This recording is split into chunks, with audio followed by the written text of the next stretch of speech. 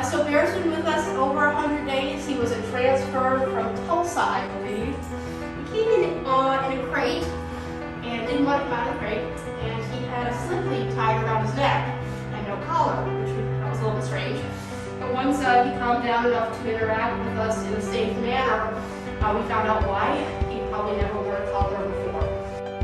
Bear and I are friends now, and we've done it by doing it entirely at this pace. The game of fetch we play has evolved. At first, I never touched his toys. I just brought toys in and threw them because he would get very upset if anyone took his toys. But as we saw, I can play with his toys now. He's figuring out that there's always more toys coming, so he can let me take his toys so the game can keep going.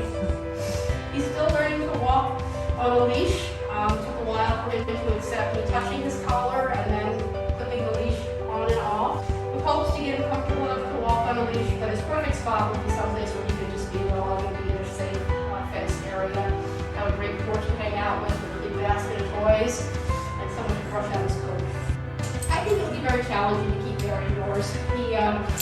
He will mark his items, so he probably would like to be an outdoor dog with some cover, again, like a porch. He's very social. He'd like to hang out with his people, but he's probably just as comfortable hanging out on the porch. He just is looking for a companion who is willing to accept him and love him for who he is, which is a working herding dog. He does have his challenges, but as you can see, he's a social guy. He's affectionate. He loves treats. He likes his toys, and he's willing to meet new people. He'd prefer to be your only dog because he can be a little pushy around other dogs and they have no idea how he is around cats. He's a herding dog. Yeah. This is who he is. He's very, we call typey. He's got all the kind of herding dog traits. I think he's funny. I love to watch him learn. I love to watch him figure out stuff. Like, okay, it's safe to let somebody take my toys. Or it's okay if Jen's touching my collar. I love to watch his brain think things through. And I'm so glad that he's trusting people now. It's not just me. For a while it was just me, but he's got a whole fan club now. Here's a great guy.